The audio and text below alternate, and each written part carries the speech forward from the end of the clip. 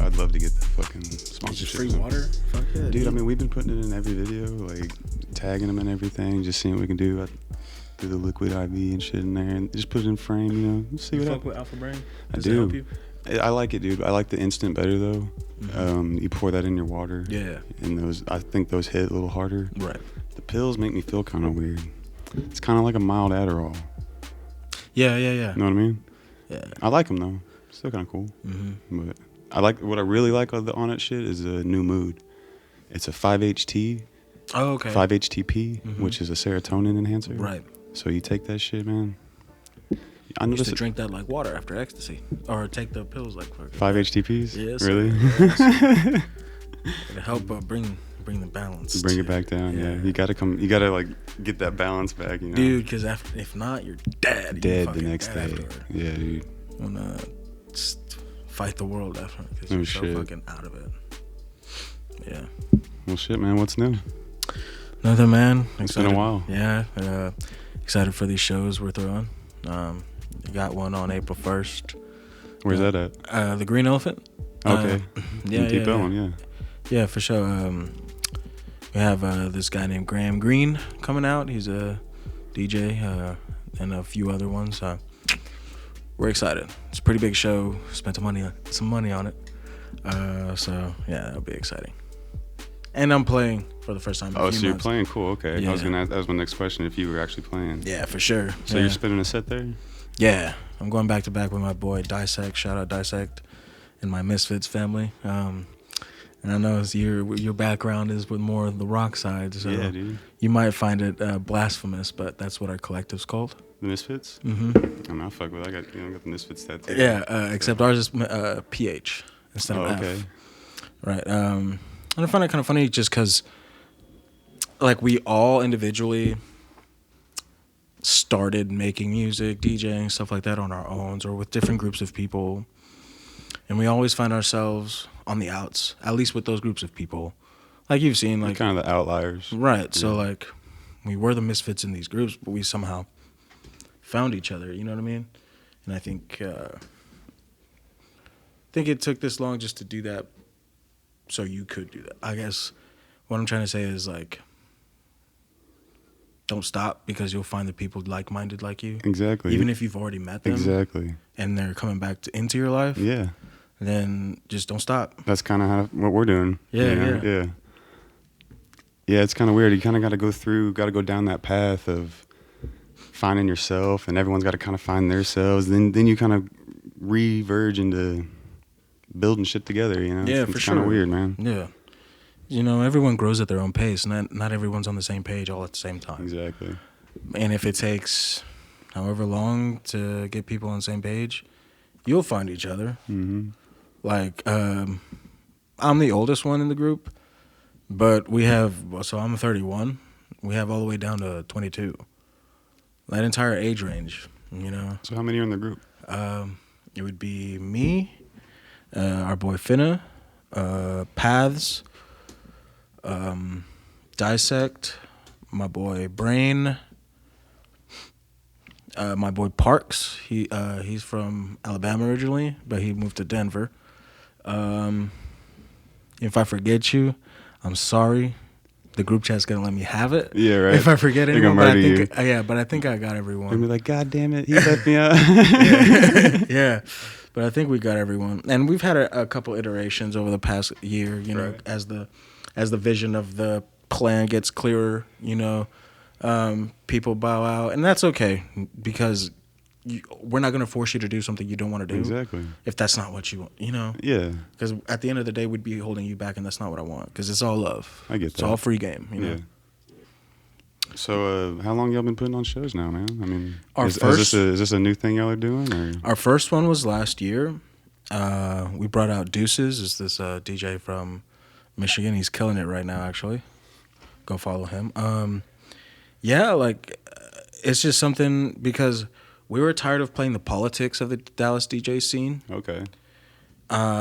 Is it just it's real cutthroat, or what's the politics of the DJ scene? It's more whose ass are you kissing and how long are you kissing it for. So, and sometimes it's the way of it's the lay of the land. That's just what you have to do. You have to work with companies and collaborate. That's what you do. However, some people like to take these knowns and take advantage. Oh, okay. Right? Put certain people on, not put certain people on because they might have heard something or they might have slighted you in a way outside of the professional. Right. So, like, sometimes it gets real political, like he said, she said. And it's like, you know, and I guess it could be that way with every industry. I just don't know. What I do know in depth is the EDM industry and how fake it can be and stuff like that. But that's known. Yeah, I mean, when I was gigging around with my band, Hold 'Em Up, back in the day, it was fuck you to the other band. I mean, it was like... Because the mentality that you get stuck in is like, oh, if they succeed, I can't. Exactly. That's what it is. I mean, we would go as far as to like not let them use equipment if they needed it. Right. Be like, nah, dude, sucks to fuck suck. You. Yeah, sucks to suck. Sorry. Yeah, straight up. You didn't come correct. Mm-hmm. Yeah. And we're like local shows. Would they be other local bands as well? And we'd get to know each other. So you'd see each other at the same venue, you know, week to week to week. You'd be like, oh shit, they slighted me at the last show. Fuck them, you know. Yeah. See, and I think that's kind of like, I don't know if it's indicative of Dallas or indicative of North Texas as a whole. However, I know Denton is not like that. They have a booming like independent music scene, you know, and it's small. Granted, it's Denton. However, they don't seem to be crabs in a bucket like we are here. Houston doesn't seem to be that way. Austin doesn't seem to be that way. Austin, no, not at all. San Antonio has a burgeoning hip hop scene, and they have their little beefs and stuff, but overall they push each other. Right. Whereas here, it's getting better now in the EDM scene because I think a lot of the younger crowd just like hearing good music, and they like... Don't care where it comes from. Right. They don't care about our politics as promoters. They don't give a fuck, dude. They're trying to go to a good show, you know, maybe do some things. Yeah. You know, snort have some things. Have a good time. Yeah, whatever, you know. And it's not our job to take away any possible good experiences from the crowd because of our petty bullshit. I feel that. So, and that'll end a lot of fucking careers on the come up. Just being petty, not realizing that there's enough food out here for everyone. Everyone can eat. Everybody. I promise you. Yeah. Everyone can fucking eat. Yeah, dude. And you know why? Because there's only a few people trying. Yes. If you fucking get out there and just put in a little effort, dude, just get out there and try. Yeah. And it's sad that that's all you have to do. Right. You ain't got to be exceptional. You ain't got to be like above and beyond and shit. You'll be successful if you just put in the work. Right. You know exactly. I mean? Like, and like a lot of military people, they're like, you give me a hard worker who kind of knows what they're doing, I'd rather have that than like some know-it-all dickhead who like, yeah, he could get the job done, but he's a know-it-all dickhead. Yeah. That's not a good teammate. Nobody wants to work with an asshole. Exactly. Anyway. Exactly. So being amicable and stuff, you know, working with people, setting your shit to the side, I think it's super important to create that kind of culture, just because we do come from a culture where it's crabs in a bucket. Boy, I want to change that. That's why if it's not directly us on the team, we book different people. Right. Like, we don't want to book the same people over and over and over again. I think the podcast world's a little more open in that way because people tend to like, hey, you come on mine, I'll come on yours, you know, and they all network with each other. And I love that about it. Yeah, because that's great. The phrase is, a high tide raises all ships. Right. My clout raise your clout, and vice versa. You might have listeners that I have no idea who they are. That's an audience I haven't tapped into. Yeah, and that's going to bring them to you. And, straight up. Yeah. And then vice versa. You might get some dubstep kids listening to you. You know what I'm saying? Like, and that's the beauty of working with each other. Expanding your horizons, not being limited about preconceived notions or any idea of what you might know about a person. Because you don't, at the end of the day, we only know so many people, and we might hear shit, but we don't know everyone. No. So you don't know if what you hear is true. You don't know if this person is genuine just because you hear something about them, whether it be positive or good. Somebody might tell you this person's, they're great, this, that, whoop, de whoop, which if that's happened, they told me this person's great to work with and blah, blah, blah. It turns out they're not. Yeah. You get in there and find out the real person. So, but at the end of the day, you need to work together. There's enough pie to go around, I promise. Especially in Dallas. There's a lot of money in Dallas. There's no need to be greedy. I don't think so, man. There's so many people to work with. The Green Elephant has sold out 2 days in a row. That's Friday and Saturday. And it's 2 different companies that threw the shows. You don't think there's enough money to go around? Yeah, dude, straight up. Mm-hmm. Come on, bro. Mm-hmm. And people like to think, we run this. It's like, maybe you throw the biggest shows or the smaller shows more or wherever. But you don't run it just because we all do it. We all want to do it. Yeah, throwing a show ain't really shit at the end of the day. Just about anything. It ain't shit but money and emails. Exactly. It isn't shit. Like, throwing a show is nothing special. And I don't know if anyone's going to be like, it's harder than you think. Trust me, I know. Booking flights is about the hardest thing you need to do. And corresponding with managers. And dealing with like the surcharge on PayPal for deposits. Yeah, right. That's pretty much it. Scheduling, booking, shit like that. Yeah. Right. Yeah, I mean that event we got some of our fucking dream artists for July, and we just threw out an email. Really, just cold email. Yeah, like, hey, we saw y'all are gonna be on tour. See, I'm all about the cold call, cold text, cold email. Just you might catch them on a good day. Exactly, dude. Just fucking try. Yeah, so we reached out to the management. All right, cool. You have an offer? We pulled an offer out of our ass. Like we offer this much. Yeah, okay. Me and our partners looked at each other like, what the fuck, bro? Yes. Okay, let's go. Can you say who it is? Not yet. The show hasn't been announced yet, but I can say it's Monsters. That's awesome, dude. Yeah, Monsters. Same venue, or have you same venue, yeah. Oh, awesome, dude. Cool. Shannon, shout out Shannon, the owner of Green Elephant. He's been super fucking awesome to us. Some things happened, and he's been able to work with us with his rescheduling a couple shows and things like that. And he's been super fucking awesome. Shout out Shannon. And I'm glad he's feeling better because he had some kind of surgery and shit. Oh, no shit. On his leg. Yeah, and this is a couple months ago. And yeah, he's doing good now. So, yeah, shout out him. Yeah, that's good to hear. Surgery's a scary bitch. Yeah, I don't know if you've ever been in the Green Elephant. Yeah. In that tree in the back? Yeah. No more. What happened? No. So many shows were being thrown there during the pandemic. Yeah. Legally, okay. That they made so much money they wanted to do renovations. So now the backstage has like a big truss for lights, fucking new sound system, new lights inside. Man, I hadn't been there in years. Dude. It's been a while. Dude. Last time, last club I went to in Deep Ellum was Wits End, I think. Like a couple weeks ago.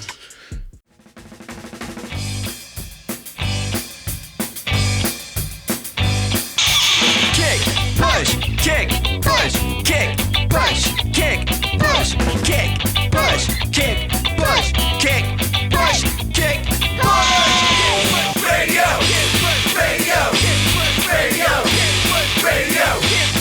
Radio for skaters by skaters every Monday 6 to 8. KNON 89.3. Shout out Green Elephant for real and Ham Promotions. I'm gonna say them by name.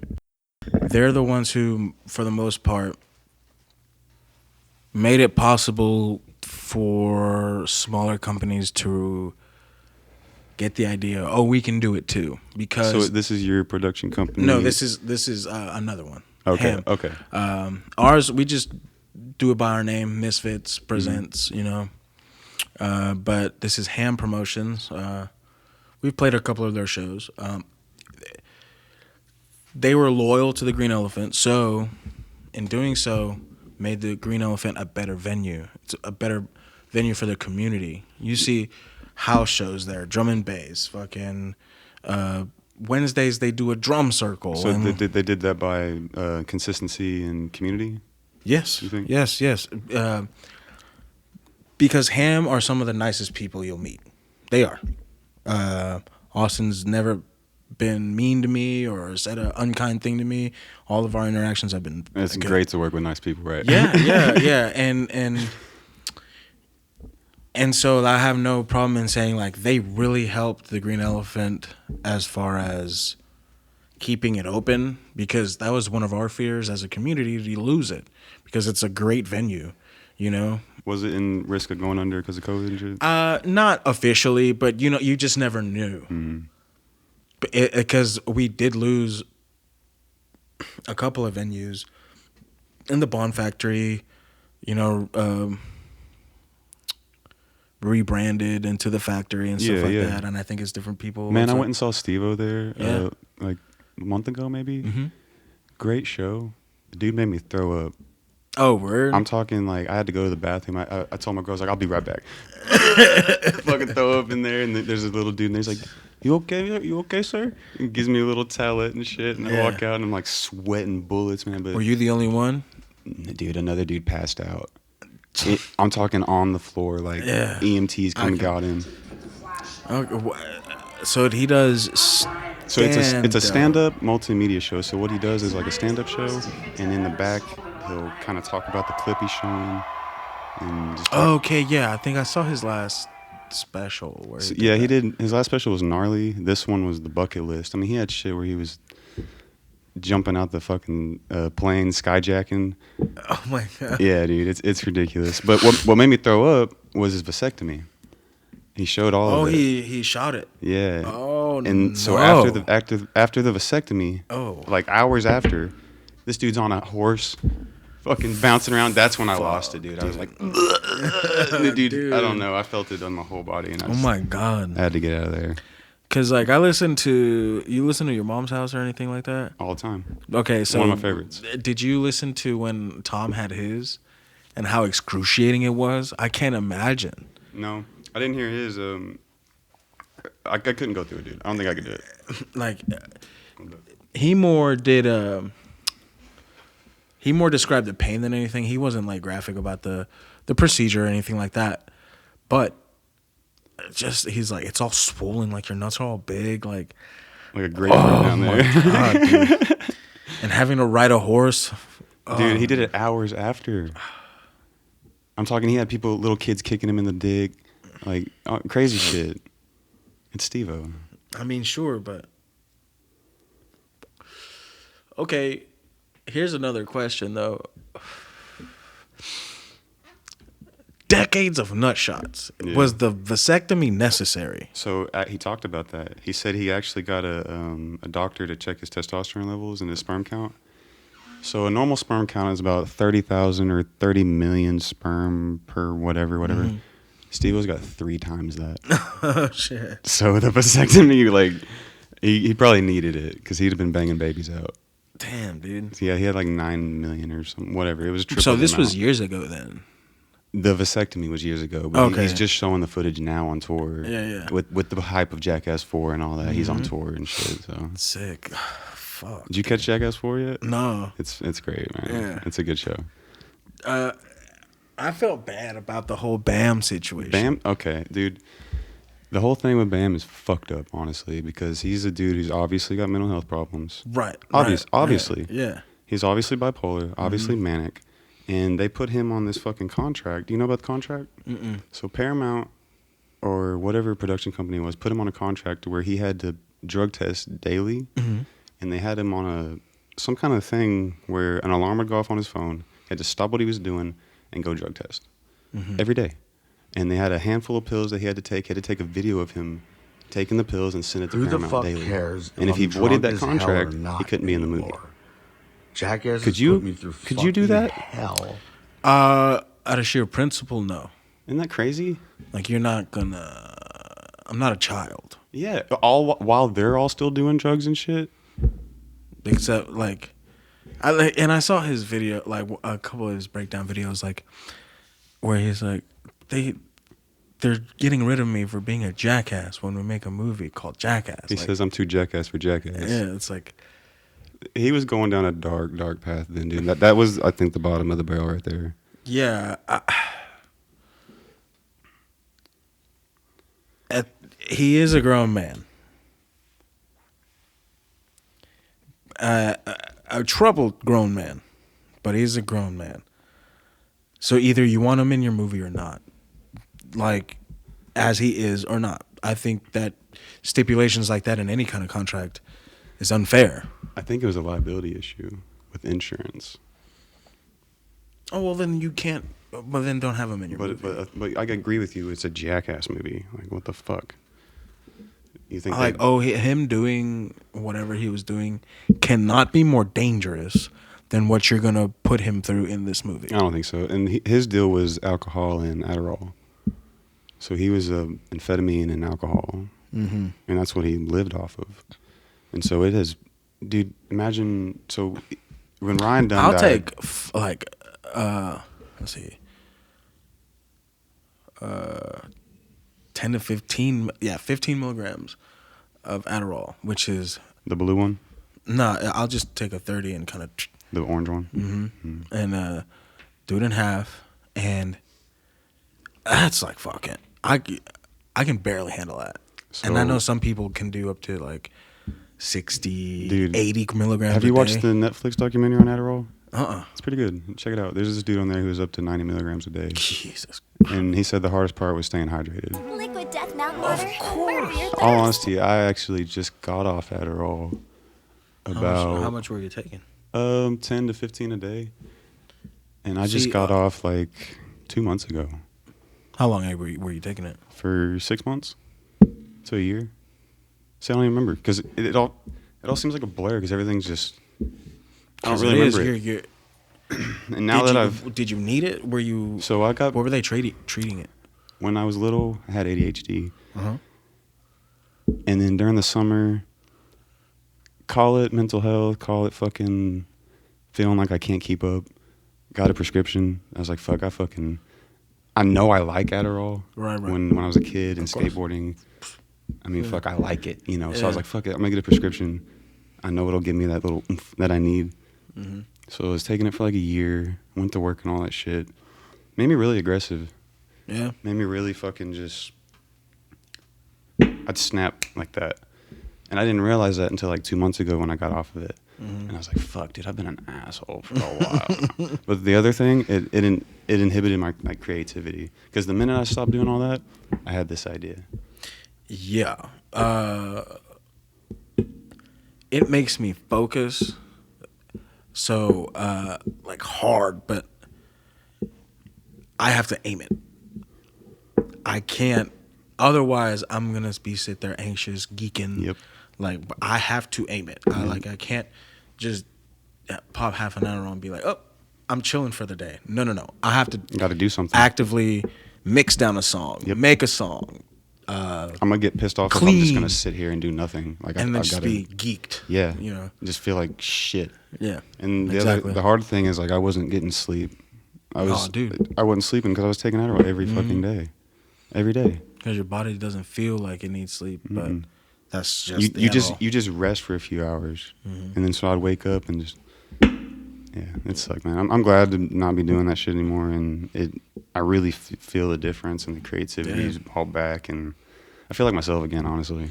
Yeah, I was taking it like 8 months ago, like here and there, like once a week, more for mixing down songs because that's the more technical side. Yeah. Like the creative, making synths and throwing the drums and blah blah blah blah. That, Mary Jane is my companion in that. But it's like when it comes to that technical shit, that gets boring, that gets tedious because you have to listen to it over and over. That's how it was at work for me. Yeah, it was just boring and tedious, and then I'd pop an hour on work's over, like that, and exactly my days turn like just fly by, weeks fly by, and then next thing I know, it's a year later. I've been taking this Adderall. I'm like, fuck, dude, I need to kind of when I stopped stop doing it. When I stopped taking the Adderall that I was taking, regularly, at least once or twice a week for like 6 months. Right. Boom, boom, boom. Which isn't a lie, but for me it is.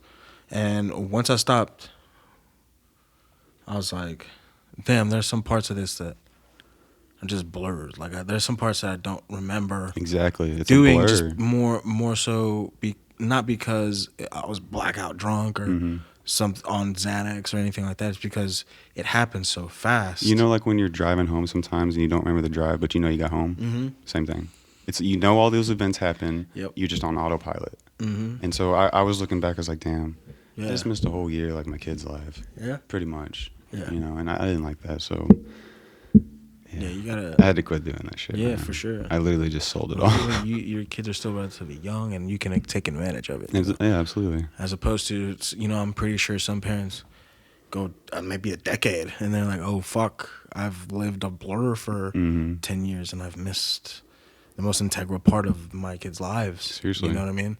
So, and whether, you know, not necessarily just Adderall, because maybe some parents need it, or, you know, whatever. But whether it be Adderall or it be something else, or another addiction, you know, I think sometimes we get lost as adults, trying to live life, and if we have kids, then I think interfere is the wrong word, because that's kind of negative. It intersects with that. That's a good, yeah. So while you're trying to be a person, you have to also be a person who can be a father And and a role model. It's hard, dude. And also keeping your individuality. Exactly, yeah. Right. I've seen this with all my friends. Granted, I don't have kids of my own, but all my friends struggle with this. You can see it, though. Yeah, of course. And I think it's a struggle with all parents, not just dads or and moms too. Because you want know? to be individual. You want to be your own person. You want to live your life, but Especially like if you've been married or had kids for a long time, and sometimes you can lose sight of who you were when you got involved with this person, or when you first had kids. You can, I guess, be kind of nostalgic and try to recapture that, and sometimes the timing of that interferes with your kids' lives, and it sucks. Like, from personal experience, like my mom, you know, tried to recapture her friendships and stuff like that when I was like fucking 13, you know, all the way up till I was like 18, 19. And being a single mom, like, I didn't have a dad, so I relied on other people's dads as role models. me too. You know what I'm saying? So, like, but, you know, and I blamed her for a while, because it's like, yo, like, I didn't have my dad, I didn't even have you. I felt bad having to go to my friends' dads for advice. I felt bad having my aunt teaching me how to drive. I felt bad about not having anyone to go to with girl problems. I'm in the same boat, dude. I had my mom's boyfriend teach me how to drive. Yeah, it sucks. You know, and when you don't have that role model of who you're supposed to be in your life, how do you know how to do it? Exactly. You learn it through trial and error. Yeah. And that's the way I've done it, dude. Yeah, and like, but you know what I've noticed about you, bro? Like, I know I'm not in your relationships, right? But I've never seen you be anything but caring towards a woman. Me personally. I appreciate that. Me personally, like, and what I've seen. And I think being a child of a single, you weren't a single mother. You had a stepdad or a boyfriend or whatever, right? Yeah, every now and then. Right. So, like, Yeah. for the most part, single mother. Yeah, absolutely. And you realize how hard it is to be that. So then when you're older and realize what was going on and realize how hard that is, you forgive. And I forget, like, she did the best she could, man. My mom did. And, you know, looking back, like, I was never hungry. I was never without anything I wanted. I was always clean. Like, I had nice clothes. Right. She took care of you. She took care of me. Yeah. Would I trade some of that in for more time with her? Sure. But then again, she did the best she could. And going back to the original point, her losing herself and trying to be an individual, at the end of the day, didn't take away from her being a good parent. Right. You know what I mean? So I think parents feel bad about that too. You know, like you did, about taking the Adderall and possibly missing a portion of his life. Yeah, exactly. You know? Right. But, you know, it's natural. We all have our instances of, whether you want to call it weakness or struggle or hardship, we all have it. and it's presented in whatever way it is. I think the way you handle it Yes, of speaks course. a lot about you. Yeah. You know, that's what your character is. You Yeah, know, it the way is. you handle that situation and what you make of it. Do you run, or do you Exactly. you take it? No matter where you run, you're gonna run into yourself. So might as well just let it face on, man. Yeah. Absolutely. Hey, what's up? Nick Martin here for What's Up With That. This podcast is sponsored to you by Liquid Death. Let me open this thing up real quick. This is the new mango flavor. Right on. Make sure and visit Liquid Death / What's Up With That for your 20% off promo code 214. It's not beer. It's actually water. It's delicious. My kids love it. I love it. Check it out. Well, how did you get just to kind of segue here, how did you get started in audio engineering and just mixing in general, DJing? How did you get involved in that whole world?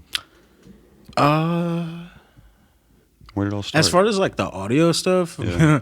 me, Mauricio, and Jason, you know them.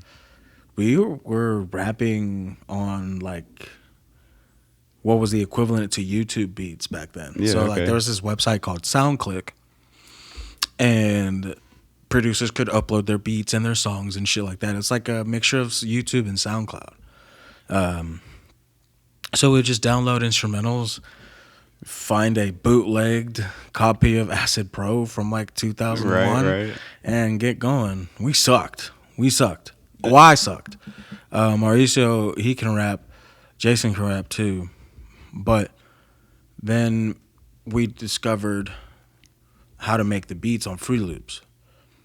Fruity Loops was a starter like for everybody. Dude, It seemed like. because it was so easy to it was so easy to bootleg, and so the accessibility was there, and all the sound packs you can get for free because that's bootleg too, and all kind Right. of shit like, and also people uploading those same sound packs that they bootleg up to the same fucking website where they sell their beats on SoundClick and shit like that, which was SoundClick forever gutted. But anyway, but yeah. We were about 16 whenever we started making the beats, 16, 17. I graduated. We were still fucking around, you know, never really took it serious. We all had our jobs, you know. Yeah, it's just I a worked at hobby. like fucking American Eagle or some shit, and they were serving tables or some shit. And so that kind of fell to the wayside.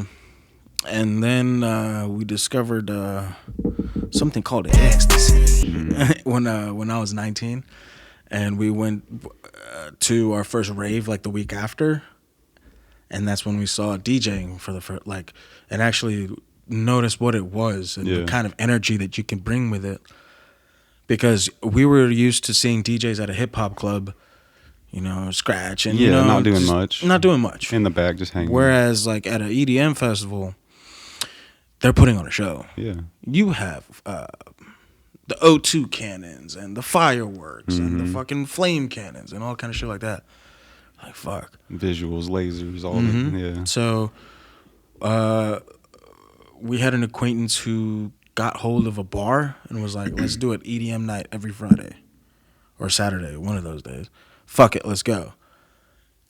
Bought a little bullshit deck and the first time ever DJing was in front of people. No practice. Was this a Venti? Yeah, that was at the fucking, it was off of Beltline Road. Oh, okay. So this wasn't the one that we did. No. Oh, okay. No. I was about to say, damn, you played that well, man. I didn't even know. No.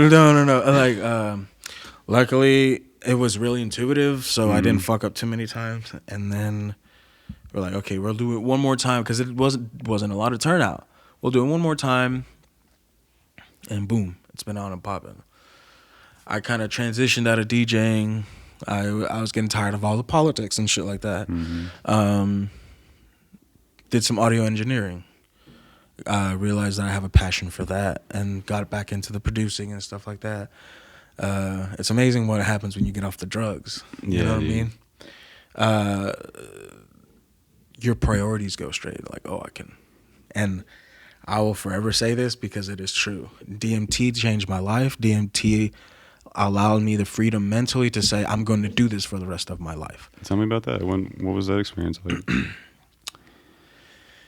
So When I had first heard about dabs, it was like 2014, 13, and there was shit dabs. Yeah, this is about the time I heard about them too. Yeah, it was shit dabs, dude. We're hot titanium nail, that kind of shit. Dude, like, red hot. Oof. Get that burnt taste, make you cough for day. Yeah, so we were selling that, and shout out.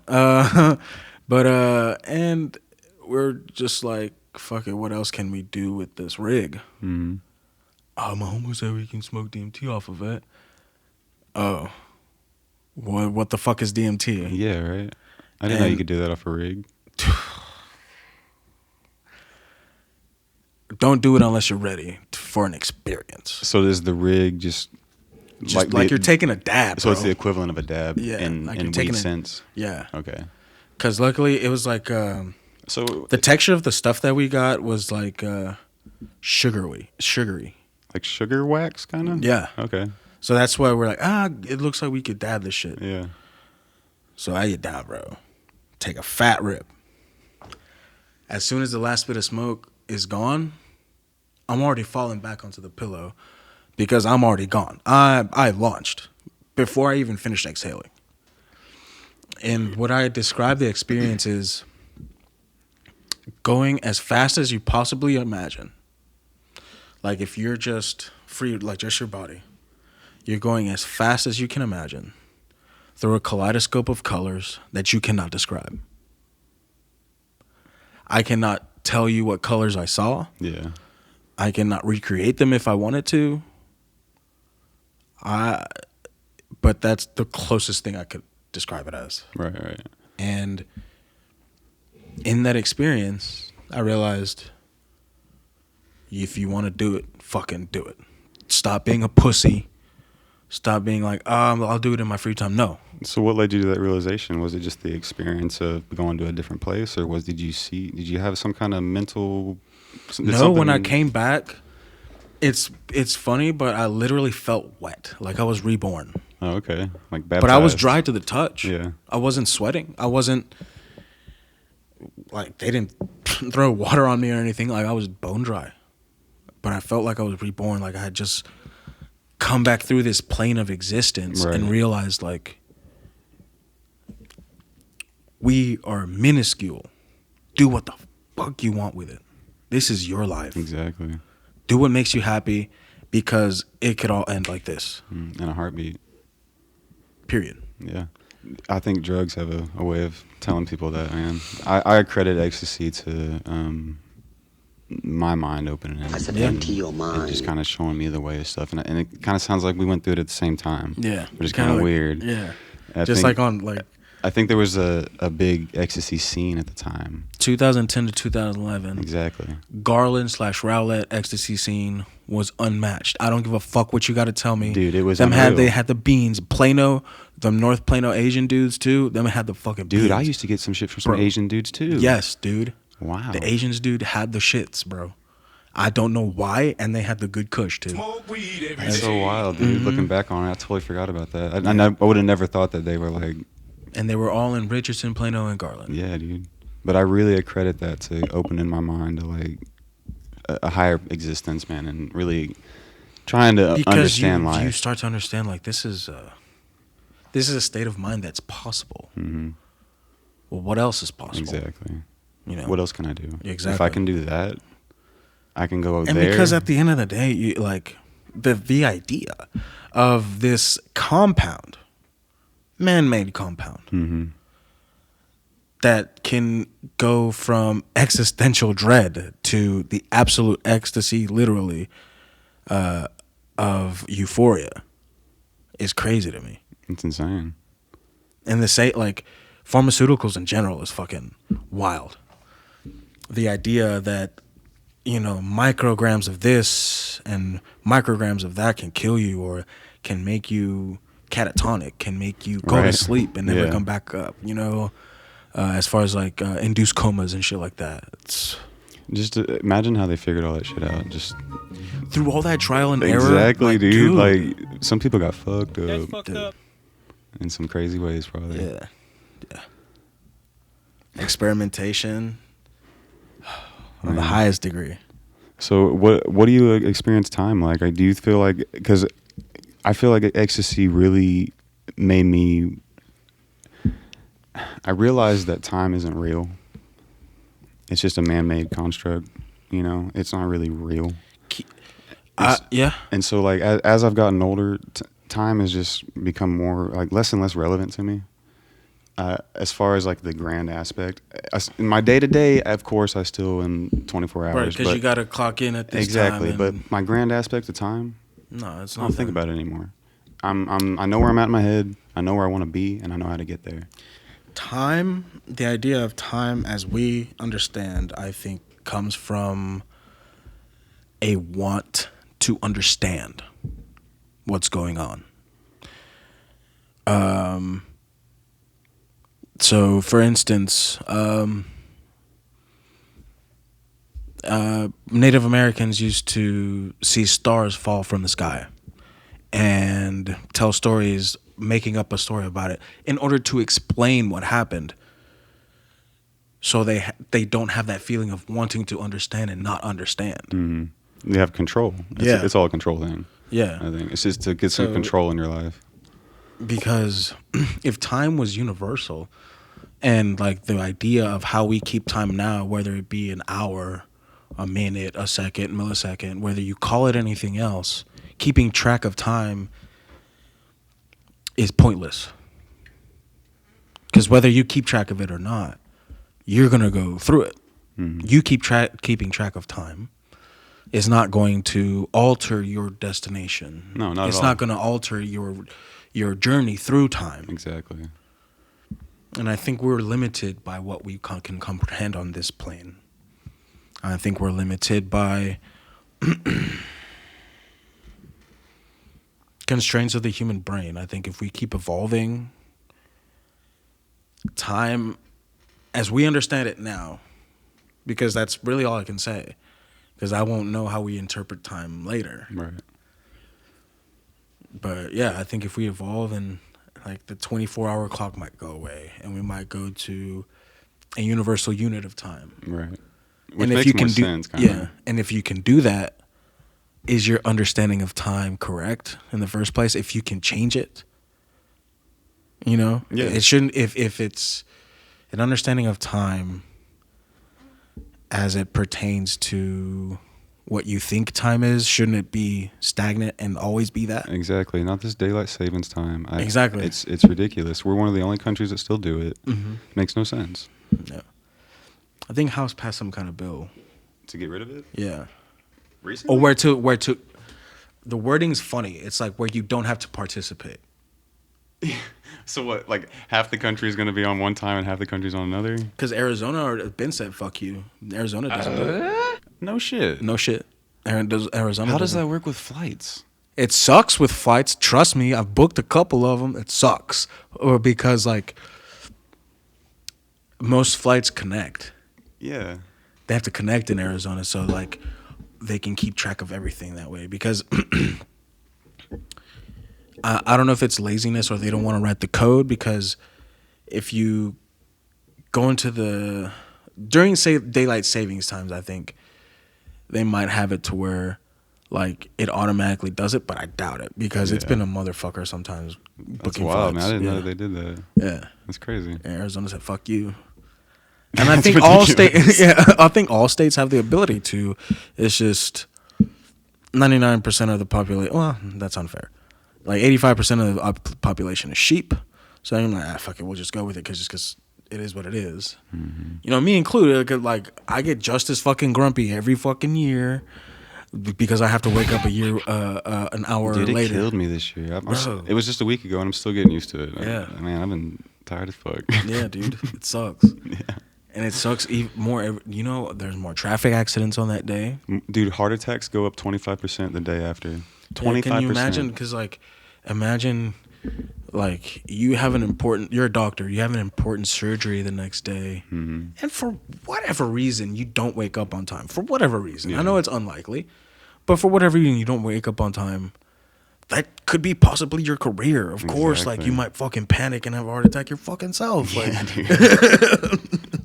I couldn't imagine being a surgeon, dude. That is extreme pressure. Oh yeah, like when I was in elementary school, like, yeah, I'll be a doctor. You want to be a doctor? I wanted it to be No shit. a doctor or a lawyer because I figured that's what made the most money. Oh, okay. He's going for the money. Yeah, and then doctor.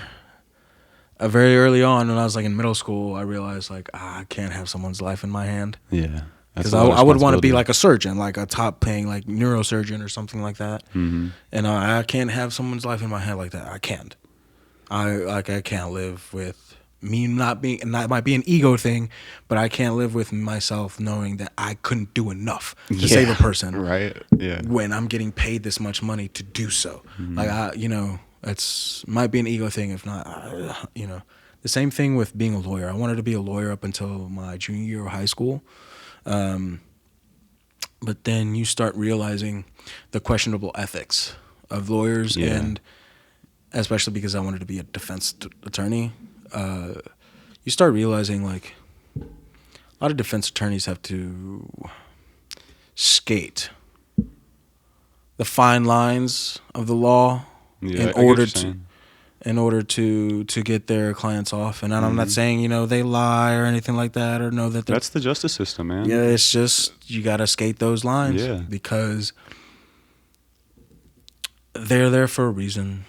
They're written so that you can skate on them. Exactly. So like they're written to be bent. Yeah. Yep. And you gotta hire that guy who knows how to bend them. Yeah. Better call Saul. It's like Better Call Saul. Like, yeah, I will call Saul. Yeah. Thank you. Yeah, I'd love I will. to call Saul Goodman. Because like any little loophole, any little thing will get you off, or it'll get you fucked over too. Mm-hmm. It'll get you fucked over. On the stupidest shit, Yeah, dude. Yeah, on the dumbest shit. Like it's so fucking crazy. But yeah, we've gone down the path. So tell me about your podcast, man. What are y'all up to? It's the Plate Digger podcast. It comes from.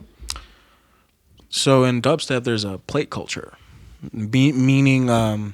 So if I produce a song, and only a few certain people can have it, because it's exclusive.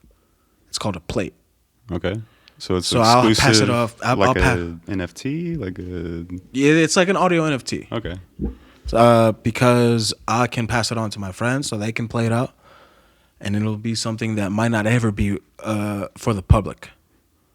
But and the only way you can experience this music is at a show, or if I do a Patreon, Right. Okay. and I do like a free monthly song. Yeah.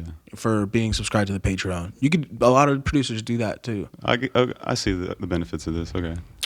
So what we did is we took that idea and we're like, okay, so what if we just hit up these artists for plates and we give them exposure because they deserve it. Mm-hmm. And then we can be like, if you want these songs, you'll have to wait until they release, or you can hit them up and buy it from them. Oh, okay. So that way we plug them in like, hey, if you want these cool songs, go buy them, And the advantage of it, we can spin them. Now there are songs as well, but at the same time, we're returning the favor. If that makes sense, you know. Because there's been some fucking badass songs that I play now that we got 3 years ago on the show. That's how sick they were. So like, and these are kids from Argentina, Mexico, fucking Russia.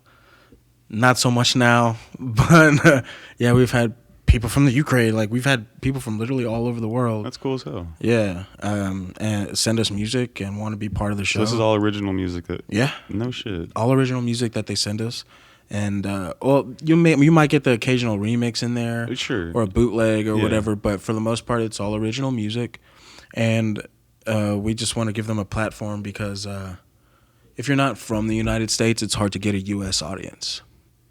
The South American scene is super strong, but it's just strong in South America. And it's hard to break here in the United States just due to travel visas, tour visas is kind of hard to get. So the closest thing that we could do is expose them to our already existing audience and hope that gets them some plays, that it gets the song in front of the right ears. And thankfully there's been a couple companies here in Dallas that have booked some of our previous guests from the U.S. So like we're super proud of that. Yeah. That we had them on the show, and that sooner or later they get booked here. Deuces from last year, we were talking about that earlier. He was one of them. We brought him. We're like, hell yeah, we like him. He was a guest. He's in the U.S. Let's do it. Let's bring him. Nice. Like, that's what we want to do. Yeah, that like works sooner out or for him. later, we want to bring like the all stars of every season. Sooner or later, we want to get to that level. Like, okay, even if they're foreign, like have enough to where like they could cover their visa and all that kind of shit, and have this big blowout show to celebrate the end of a season, and we bring in the all stars as voted by the people. Because like, it'd be unfair if we picked favorites.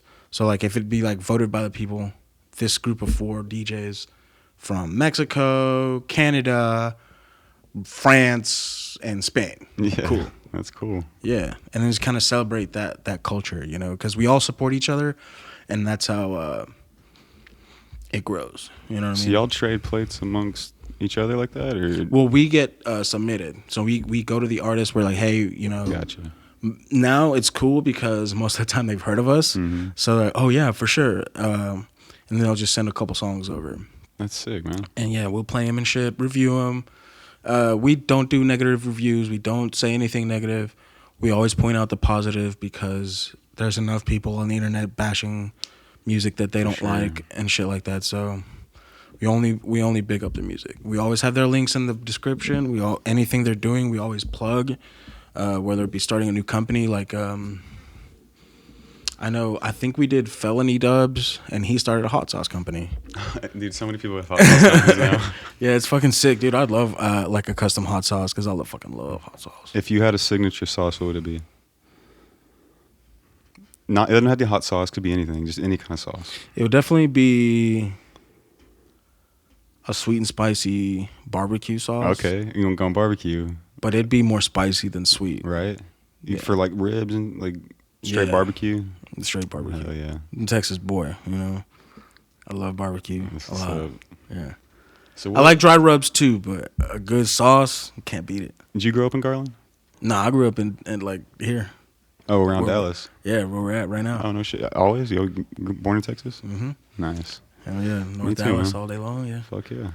born and raised. The Dallas Independent School District, so seen some shit. Yeah, dude.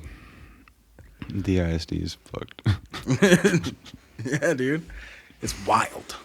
It's wild, and I don't know if it's. Well, I guess it's just because of the size of the city. Mm-hmm.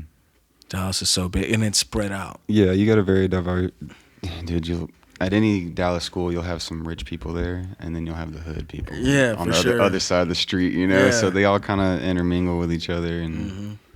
So like, the North Park area is funny because the hood side of Park Lane, all those kids go to the same high school that the people who live in George W. Bush's neighborhood go to. oh, okay.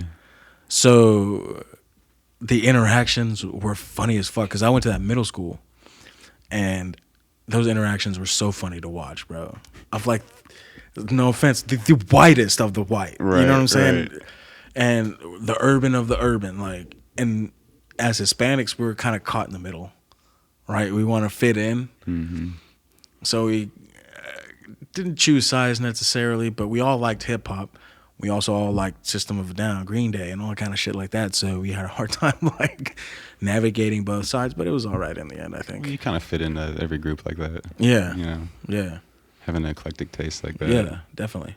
Have you always been just so diverse in your music like that? Yeah, I'll listen to jazz. I'll listen to mariachi music, Hell yeah. classical guitar Dude, solos. I love good music. Yeah, I don't dude. care what it is, Yeah. honestly. Like, if Yeah. if it's got a good beat or a sweet guitar track, then I'm in. You know. Yeah, like my senior year, I was in the mariachi band, jazz band, symphonic band, Oh, marching shit. band. Yeah, Yeah, I was in symphonic in middle school. Played trombone. yeah, Yeah. yeah. We all and like it's funny because like all instruments have personality types, Mm-hmm. and like my personality doesn't really match it now, but like back then, I was a dickhead. So we all played trumpet. All trumpet players were like kind of They're kinda assholes, arrogant. brash. Yeah. We know we're better than you. Type of Exactly. deal. And they usually get a solo, and they're a little louder than the rest of the band. They kind of stand out. Yeah, and we were good in high school, like real good. We would get section, best section, every competition, and shit Okay. like that. But we were hard on them, man. Yeah. Or on the incoming freshmen, we were hard on them. We had, like, let's say 6, 7 came in, 2 at the end of the So year. you made it, yeah. So did you learn how to read music? Oh yeah, I can read music. I tried writing music for a little bit too, like staff music, but I was like, it's too much. When you make music now, do you even Well, like mess with chord that? structure and stuff like that, like basic, key signatures. I try Yeah. to, you have to stay in key, but anything other than that, as far as like the dynamics go, like, what is it, crescendo and all that kind of shit, like you don't really need that because it's all in the computer. It's all automated if you want it to be. Yeah, exactly. So, yeah, it's just the language is different, the principles are the same. I've never learned, like, I learned how to read music and all that shit. And, man, I'll look up guitar tabs before I learn how to look up the actual notes, like it's it's so much. exactly. There's easier ways to do it now. It's not really worth And it. thankfully, I've always I have relative pitch, so upon hearing the one note, I can more or less dig a melody. Yeah, I can kind in of do key. that. So yeah, but that's just from years of fucking doing it. Yeah, that's a skill, dude. You can't do that just picking something up. You got to do that from literally trial and error, working out shit, trying it the out. first music I used to make, like when my chord transitions and just shit like that, trash, out of key. Like it would go to a completely wrong chord, like, and I didn't know. Yeah. You just don't know. Even being in band and shit, just because I never paid attention to the. Well, it's music theory at that point. Yeah. And you don't learn music theory. Who wants to learn that shit? Yeah, exactly. Fuck that. Exactly. I Like circle never, of fifths and shit like it's that. kind of a contradiction to me. Like music theory. What do you mean? There's a way to do it? There ain't no fucking way to do music. What do you mean? Like Yeah, exactly. It always seemed contradictive to me. Like I don't know. I never had an interest in theory. Yeah, it's just it's odd. It's odd because you're putting rules on an abstract idea. Exactly. It's like trying to tell someone how to play jazz. Exactly. Yeah, man, you just got to do it. For sure. Well, shit, man. I appreciate you doing this with me. Yeah, of course, man. Anytime you want to come back. Yeah, for sure. We'll have to have a part 2. Absolutely, man. For sure. I appreciate it. Hell yeah. Fuck yeah. Sick. Was that about an hour? Yeah.